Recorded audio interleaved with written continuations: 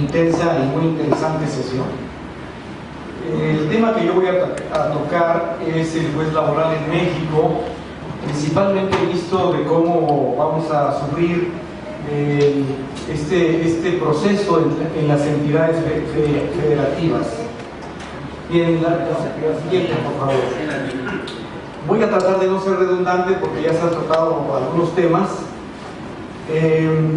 Las buenas noticias son que se modifica la ley laboral en México y esas noticias pueden traer un cambio sustancial en nuestro quehacer cotidiano, en el ejercicio y resolución de los conflictos.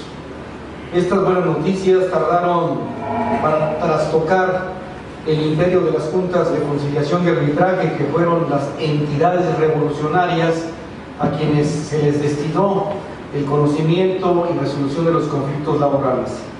A 100 años de distancia, en donde los constituyentes del 17 del ejército carrancista, principalmente obreros y principalmente campesinos, y aquellos que con instrucción fueron elegidos para diputados del constituyente, entre ellos 21 guanajuatenses que estudiaron en este colegio del Estado y que pasaron por estas mismas aulas y que con una conciencia liberal decidieron que no era propicio que la justicia laboral estuviera en manos de los jueces del orden común. Este cambio total de paradigma, la siguiente por favor, podríamos establecer como primera conclusión que es la primera vez en México que una reforma al sistema de impartición de justicia tenga como centro la modificación del juez. Generalmente tenemos que se modifica la ley, se establecen nuevos procedimientos, se establecen nuevas condiciones, pero como un hito histórico, esta reforma parte de la base de que las juntas de conciliación no sirven y hay que quitarlas. Este mensaje político para nuestra actividad laboral, sobre todo en entidades federativas, tendrá como una respuesta, digo yo, un desequilibrio en el poder. La justicia laboral entonces deja estar en manos del presidente de la República y de los gobernadores de los estados, y en su caso los presidentes locales de las entidades asumirán las delicadas tareas de la resolución de los conflictos, y así como el Poder Judicial Federal. La siguiente, por favor. Bueno, decían que los representantes obreros y patronales nada más asistían a firmar y a cobrar. Y bueno, curiosamente, yo inicié mi carrera laboral como representante patronal en la Junta Especial 28, y bueno, ciertamente uno se le indicaba que había que ir a cobrar, había que leer los dictámenes y firmarlos. Tener siempre cuidado de firmar en favor de la clase que le tocaba a uno firmar y no equivocarse en hacer otro tipo de observaciones al aula. Esta mala práctica, que llega hasta la fecha, es una de las causas fundamentales que las juntas no hayan funcionado. Estar sometidos los representantes de las clases a un presidente, abogado, profesional, originó esta vieja práctica de usted lea los laudos y fírmelos, con muy pequeñas excepciones para poder platicar o poder entrarle al fondo de los asuntos y discutirlos. Segunda situación, si nos estamos entonces encontrando con la presencia y la aparición de los juzgados laborales en un contexto de laboralidad, se defendía por los laboristas de que éramos el primer sistema jurídico oral en México. Isidro de la Peña dice lo contrario, dice que no, el primer sistema de oralidad en México somos agrarios, pero bueno, entre laboristas y agraristas no nos vamos a pelear por eso. Tuvimos por efectos de la revolución una ley especial, un artículo especial, y por supuesto la posibilidad de hablar directamente con la autoridad, que para los tiempos definitivamente sí era algo completamente novedoso con respecto del derecho civil. Entonces la pregunta es, si desaparecen las juntas de conciliación y arbitraje por aquellas situaciones que dieron un no funcionamiento, que habría que ir a una investigación si funcionaron o no, pero bueno, la política actual dijo que hay que cambiarlos. La pregunta es, ¿y por qué al seno del poder jurisdiccional de los juzgados civiles? ¿Por qué sede civil? Aquí se le ocurrió que esos jueces formados principalmente con los principios de los derechos subjetivos, romanistas, civilistas, personalistas, cuidadores del patrimonio individual, ¿por qué ellos son ahora los indicados, son los necesarios, son los que quitarían las malas prácticas y nos darían una justicia laboral entrampada por lo que se ve en una suerte de diferimientos de audiencia, en una suerte de criterios locales de las juntas diferentes por cada entidad, en una suerte de complicidades entre actuarios, a veces con empresarios, a veces con sindicatos, y bueno, a toda esta suerte de irregularidades que le dieron a la justicia laboral el descrédito que ahora tiene y que ha generado un gran rezago en la parte federal y en la parte local, cotos de poder que son muy especiales. Si usted va a litigar a Guadalajara, a Monterrey, a Sonora o a León, Guanajuato, donde dicen que son los meros buenos, va a encontrar con que la administración de justicia tiene peculiaridades laborales muy especiales. Entonces, estaremos en algún problema de privatización de la justicia laboral a manos de jueces civiles. Es una primera pregunta. La siguiente, por favor. Los problemas que vamos a enfrentar, por supuesto, entonces será la implementación del sistema, una consolidación del mismo. Como bien lo apuntaba el abogado Natividad Sánchez, pues estamos en la presencia de una posible legislación transitoria para efectos de que desaparezcan las juntas y aparezcan los juzgados. Nosotros sabemos por experiencia que esto no sucede por decreto y que corremos el riesgo de que lo provisional se vuelva permanente y que entonces encontremos un sistema que no cambia y un sistema que no termina de nacer. La siguiente, por favor. ¿Qué es lo que quisiéramos ver en una audiencia de juicio oral laboral? Bueno, se nos han adelantado los penalistas, también los civilistas en materia familiar y hasta los mercantilistas.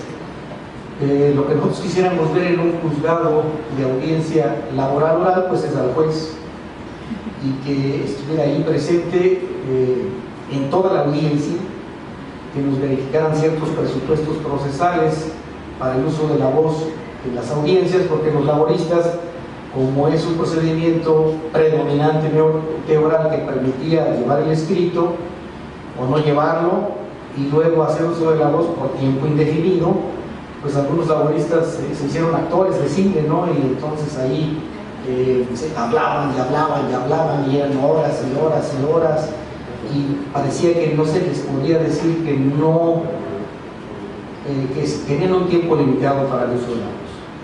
Pues bueno, si tendríamos un presidente presencial, que es lo que debe de ser, o al menos así lo entiendo, pues los litigantes tendríamos un tiempo muy limitado, a mi juicio, como se estila en la cuestión penal, en la cuestión mercantil y familiar, y habría dos momentos torales en esta audiencia, que sería cuando el presidente expongamos la demanda de las excepciones y cuando ofrezcamos se admitan la admisión de pruebas.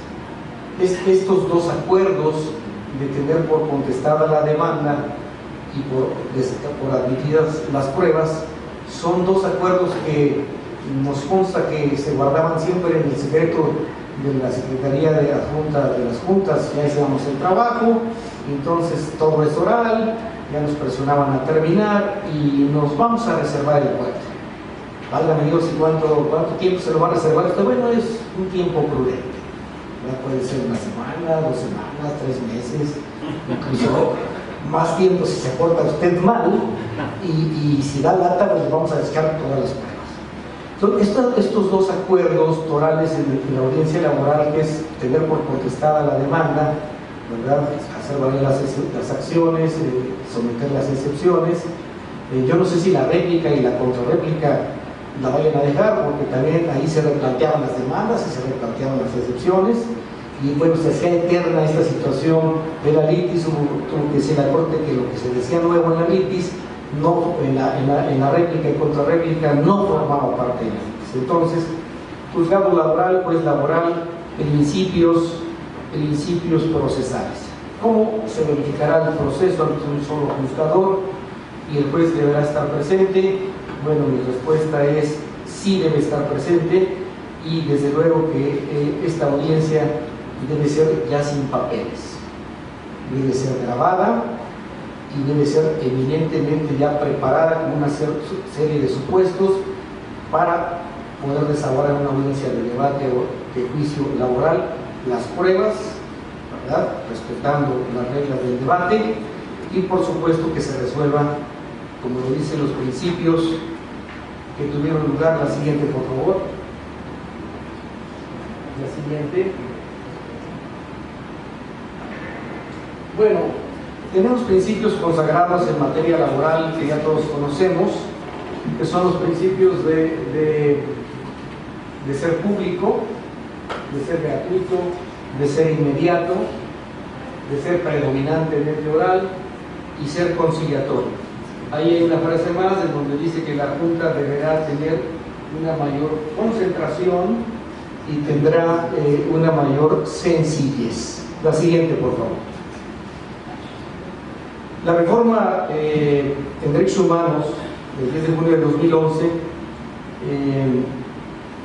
tuvo como 2 principios fundamentales para el artículo 20 en derecho penal, que es la concentración, que deben desarrollarse en un mismo acto, en un mismo día, y la siguiente, por favor, la inmediatez. La inmediatez. La presencia del juez. La presencia del juez. Al estar escuchando yo al abogado Natividad, la siguiente, por favor, me quedó muy claro que la idea no es simplificar, no es hacerlo sencillo.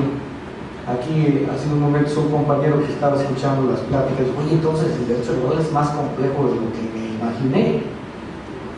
Claro, oye, el derecho laboral no está ¿dónde dice la ley? No es que no dice la ley, hay varias leyes, hay varias jurisdicciones, y desaparece una de ellas pero se mantiene la otra.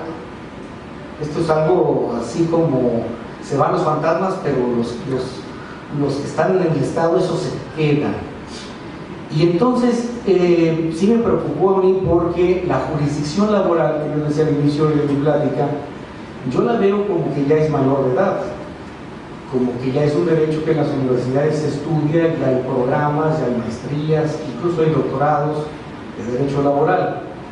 Y esta transformación nos llevará a un profundo estudio y reflexión, pero sobre todo la preocupación de un servidor es que, bueno, tendremos que, en las leyes orgánicas del Poder Judicial del Estado de Guanajuato, y estoy hablando de nuestro caso, determinar una modificación en distritos, en partidos judiciales y regiones, y además el artículo 99, que dice que hay jueces civiles, jueces penales y jueces mixtos. Si yo entiendo bien la reforma, habrá que decir ahí jueces laborales. Y bueno, una noticia que escuché del abogado Natividad es que, bueno, queremos hacer juzgados individuales y colectivos. Dios mío, entonces serían jueces laborales mixtos, o sea, jueces laborales individuales y juzgados laborales colectivos. Eso para el aprendizaje de quien quiera ingresar desde el Poder Judicial a administrar justicia en sede judicial civil, problemas laborales individuales y colectivos, tiene una curva de aprendizaje que no es de un año. Esa no es de un año. Tenemos aquí 15, 20 años estudiando derecho laboral, y y el magistrado de la Peña acaba de destrozarnos completamente porque nos hizo ver las inconstitucionalidades del magistrado Pallares. Entonces sí encontramos que una cosa es la práctica laboral como la conocemos y otra cosa es lo que quieren en los juzgados civiles. Entonces yo ya me imagino un juzgador civil local estudiando fines de semana Derecho Laboral o un curso en agosto o no sé, un curso por internet, que habremos de poner estas prácticas por internet. ¿Cómo lo vamos a capacitar? Me dio tranquilidad lo que dijo el magistrado Pallares, que ellos tienen un gran sector de secretarios en los colegiados especializados que muy bien pueden capacitarse, o magistrados inclusive, para ese sector. Entonces, la siguiente, por favor. Primero, pues a nivel de la universidad, a nivel de la asociación, necesitamos empezar a diseñar los cursos, los contenidos, la academia que le dé integración a esta situación. Y también necesitamos saber cuántos juzgados laborales por entidad federativa tenemos que diseñar para atender la demanda. Y entonces yo vengo a los retos y los desafíos. Aquella competencia del Estado que estudia y resuelve las controversias de una determinada materia jurídica. Esta competencia es entendida por los autores como una función, como un poder, como una potestad. Vamos, es la presencia republicana de ese poder que se distingue del Ejecutivo, a quien ahora le arrebatamos la confianza de resolver estos problemas para dárselos al judicial. Y bueno, esta función, este poder, esta potestad tiene también, según los tratadistas, cuatro características básicas. Debe ser pública, la vamos a tener; debe ser única, no la vamos a tener; debe ser exclusiva, no la vamos a tener; y debe ser indelegable, no la vamos a tener. El magistrado de la Peña nos planteaba precisamente la complejidad del criterio que abandonó la Corte 130/2016. Dice: los descentralizados locales, pues fíjense que ya no son por obligación del apartado A, sino que pueden ser A, B o mixtos. Yo cuando escuché lo mixto, yo tenía un piso que había ganado de un apartado descentralizado que estaba en el supuesto de llevarse ante la Junta. Cuando llegué a la ejecución me dijo la abogada: ¿qué crees? Ya abandonó la Corte, la segunda sala de criterio, ya no vamos a poder ejecutar este asunto. Y dije: ¿pero por qué?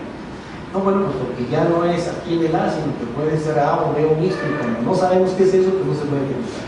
Y dije: sí, pero lo que pasa es que esto ya hay cosa juzgada. Tú compareciste al apartado A, consentiste la competencia y hay una sentencia que ya no se puede cambiar por esta situación. Entonces volvemos ahora otra vez a lo provisional. ¿Cómo vamos a entender esto en la Cámara de Diputados? Si la Cámara de Diputados se le presenta un proyecto de reforma para que modifique el artículo 1 de nuestra ley de servidores públicos y diga: ahora sí vengan todos los descentralizados, ya dejen el apartado A, ya los han golpeado mucho, ahora nos vamos a ver acá. Y luego añadimos la cuestión del sistema anticorrupción, de que es trabajador y es servidor público. Y si comparamos las causales de recesión con las causales graves de responsabilidad, ahí vamos a tener un conjunto de hipótesis muy difíciles de que podamos sostener, al menos aquellos que litigamos en favor de los trabajadores, porque entonces yo diría como que el Estado tiene diferentes armas o cañones, y tiene pues la ley laboral, apartado A, ahora mixto en el apartado B, ahora tiene el sistema anticorrupción y tiene esta situación de causas graves para inhabilitar. Vuelvo a preguntar yo: entonces la jurisdicción laboral va a transitar al problema del apartado A, B, y ahora va a dejar de ser aquel proyecto de ser única, jurisdicción única. Entonces mi llamamiento y mi posicionamiento hoy es que se pudieran hacer al menos los trabajos académicos o las voces legislativas para que esta materia no siga dispersándose, como que nos estamos atomizando en una serie de supuestos en donde va a ser muy difícil llegar a una congruencia, llegar a una armonización y llegar a un conjunto de jurisprudencia laboral que nos resuelva los temas. Yo quiero concluir diciendo que a la vez el abogado Natividad lo dijo muy bien, bueno, ya está lo individual, ya está lo colectivo, nada más nos queda resolver lo de juicios del Seguro Social, Infonavit y Afores. ¿Se imaginan los juzgados laborales, locales, a los juzgados federales con estas nuevas temáticas? Como conclusión, a nosotros los laboristas de toda la vida nos toca participar activamente en este proceso y, como yo decía, de antemano la pieza que han removido es la pieza angular, es el juez, y cree que con eso, con la llegada de un juez, se arregla todo el sistema, y eso es falso. Más bien, este juez que llegará a tener una curva de aprendizaje, si es como dicen que todos los que están con cartas de recomendación de las juntas no les van a ser aceptadas en los juzgados, lo cual también se me hace un exceso, ya que de verdad raya en la ofensa. Hay gente que lo ha hecho bien, no tiene por qué descalificarse a priori, y que tendrían todo el derecho de decir, bueno, pues yo tengo toda la calificación para ingresar a este nuevo sistema. Mi conclusión entonces es que esta nueva reforma transgrede el principio de la jurisdicción con la característica de ser única, exclusiva e indelegable. Por su atención, muchas gracias.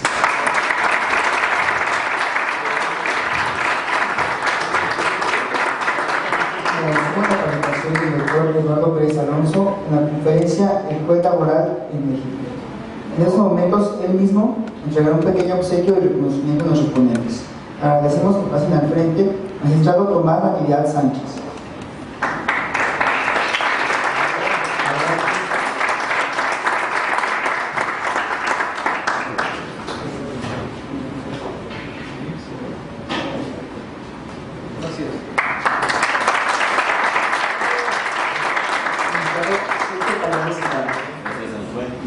Se lo va a llevar el magistrado de la Peña Junior. Maestro Gerardo de la Peña Gutiérrez.